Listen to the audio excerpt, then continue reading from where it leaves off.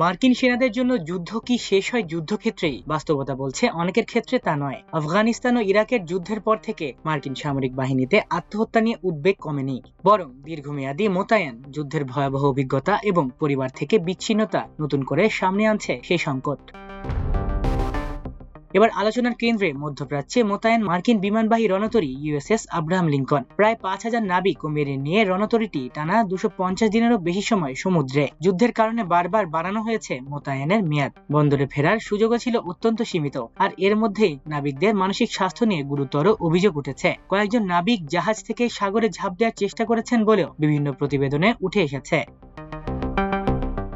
অর্থাৎ শত্রুর গুলি থেকে বেঁচে ফিরলেও মার্কিন সেনাদের সামনে থেকে যাচ্ছে আরেক যুদ্ধ, নিজের মানসিক অবস্থার সঙ্গে যুদ্ধ। দীর্ঘ সময় পরিবার থেকে বিচ্ছিন্ন থাকা, টানা দায়িত্ব পালন, ঘুম ও বিশ্রামের ঘাটতি এবং কবে বাড়ি ফিরবেন সেই অনিশ্চয়তা পরিস্থিতিকে আরো কঠিন করে তুলছে। মার্কিন নৌবাহিনী অবশ্য বলছে, দীর্ঘ মোতায়েনের চাপ সম্পর্কে তারা সচেতন এবং নাবিকদের স্বাস্থ্য ও সুস্থতাকে অগ্রাধিকার দেয়া হচ্ছে। আত্মহত্যার প্রবণতা বা আত্মহত্যা চেষ্টা বেড়েছে এমন কোনো তথ্য তাদের কাছে নেই বলেও দাবি করেছে নৌবাহিনী। কিন্তু নাবিকদের পরিবার, আইন প্রণেতা এবং সাবেক সামরিক কর্মকর্তাদের উদ্বেগ থামছে না। আব্রাহাম লিঙ্কনের ঘটনাকে বিচ্ছিন্ন ঘটনা বলেও উড়িয়ে দেয়া কঠিন। মার্কিন প্রতিরক্ষা দপ্তরের নিজস্ব তথ্য অনুযায়ী ২০২৩ সালে ৫২৩ জন সার্ভিস মেম্বার আত্মহত্যায় মারা যান। একই প্রতিবেদনে বলা হয়েছে, সক্রিয় দায়িত্বে থাকা সেনাদের আত্মহত্যার হার ২০১১ সাল থেকে দীর্ঘমেয়াদে বেড়েছে।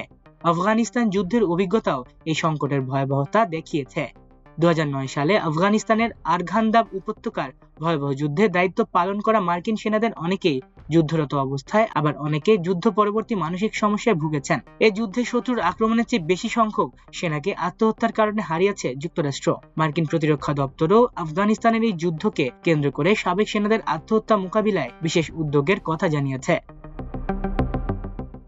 আর এখানেই বড় প্রশ্ন যে, সেনাদের যুদ্ধের ময়দানে পাঠানো হচ্ছে, যুদ্ধ শেষ হওয়ার পর তাদের মানসিক ক্ষতির দায় কতটা নিচ্ছে মার্কিন সামরিক ব্যবস্থা।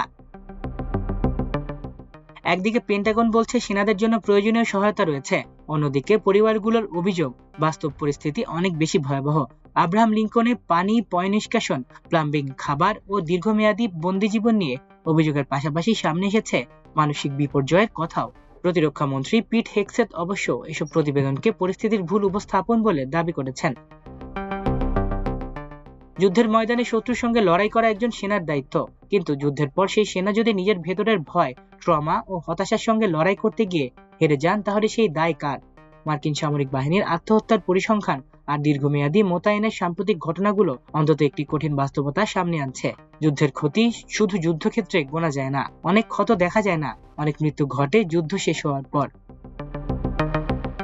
মাল্টিমিডিয়া ডেস্ক, আমার দেশ।